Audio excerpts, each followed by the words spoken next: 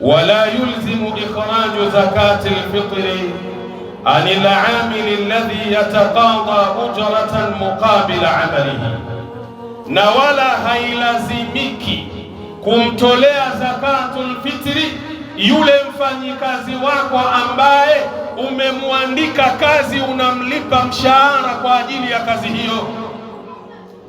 Kuna wale watu ambao wanawafanya kazi wa majumbani, wanaishi, wanalala, anakuwa ni kama mfano wa mtoto wake au ndugu yake au jamaa yake.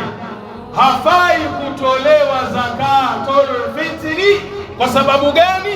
Yeye mwenyewe anafanya kazi, analipwa mshahara. Kwa hiyo zakatul fitri ajitolee mwenyewe kutokamana na fedha anayoipokea kutoka kwa tajiri wake. Hiyo ni kama mfano kwenye kampuni. Kama kampuni sio lazima kuwatolea wafanyikazi wake zakatul fitri, kwa sababu wale wafanyakazi wanalipwa malipo kutokamana na kazi wanayoifanya kwenye ile kampuni. Kwa hiyo yule ambaye ni mfanyakazi asimame imara kama yeye, ajitolee zakatul fitr, liannahu ajiru, kwa sababu yeye kaajiriwa. Wal ajiru la yunfaqu alayhi, na aliyeajiriwa hafai kutolewa zakatul fitr. Toa mwenyewe. Tumeelewana vyema? Lakini leo kuna makampuni baadhi, kuna pesa ambazo kwamba zinakatwa kutoka kwa wafanyakazi wao.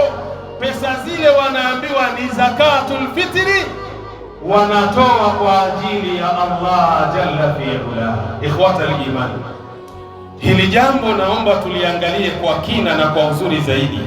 Huenda ikawa wewe kama wewe mfanyakazi unadhulumiwa. Yawezekana wewe watakiwa utoe zakatul fitri kwa watoto wawili uliokuwa nao, ambazo hizo ni kilo 6. Kila mmoja umemtolea kilo 3 za mchele au za unga wa ngano. Sasa wewe kule kazini, kampuni kama kampuni inakukata 2,000. Nauliza swali, je, mchele kilo 6 gharama yake ni 2,000? Sasa hizi ambazo kwamba za juu zinakwenda wapi, ikhwata al-iman?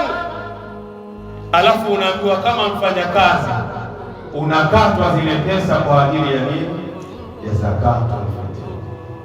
Watu waliangalie kwa kina jambo.